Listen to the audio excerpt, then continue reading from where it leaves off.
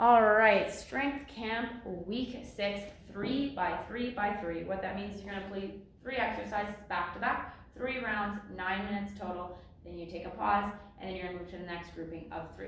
We're going to start this one off with heel elevated glute bridge. You can use the bench at the gym. I'm just going to use this stool. Plant your heels onto the bench.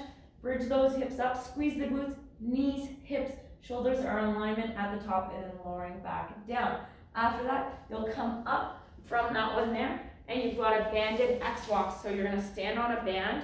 It can be a band with handles, and then you're going to crisscross your hands to create that added tension. Sink into a squat, small lateral steps out, half of the time one direction, half of the time the other direction. Option to make it harder, use a thicker band or a lighter band. And then you have a plate. Good morning. So you grab yourself a weight plate. You're going to get set up, grab the weight plate, hold it at your chest, push those hips back, similar to a straight leg deadlift, and then back up to the top. Slight bend in the knees, we don't want to lock those knees up. Look towards the ground at the bottom, and then back up to the top. There, that is grouping number 1. Grouping number 2 is going to start with a goblet lateral lunge. So you'll grab yourself a dumbbell, holding it up at the top. Open your legs up wider than your hips. Push into the one side. Make sure that arch doesn't clap. Proud chest. And then you're going to just switch, alternating back and forth from side to side here. And then we have a kettlebell windmill. So I think you might have done this one with us before. You're going to hold the kettlebell up at your shoulders. Twist your toes so they're at a bit of 45-degree angle in the opposite direction of the hand that has the kettlebell. Then push the hand up to the sky. And then you're going to slide this hand, the opposite hand along the body as you push your hips out and back. And then come back up when you can't push the hips out anymore.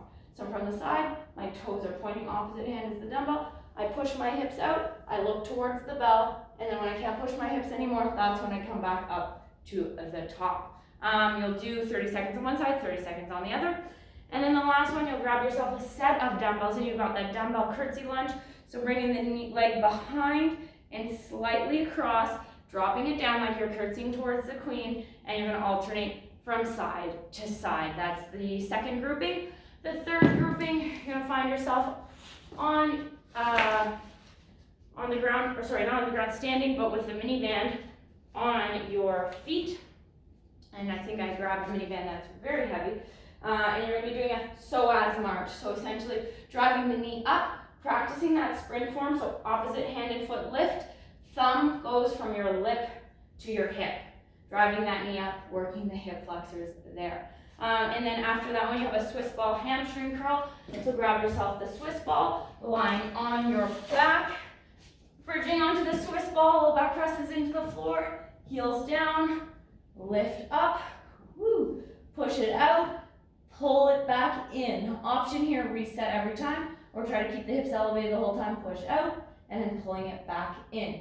And then finally, plank alternating leg lift. You have an option here to add the mini band back around right below the knees or around the ankles. And then you're going to set up high or low plank on the floor. Squeeze the glutes. Find yourself in that neutral position, pulling the belly button up. Lift the leg, squeeze the glute, bring it back down. Remember to switch from side to side. That's week 6. Hope you enjoy it.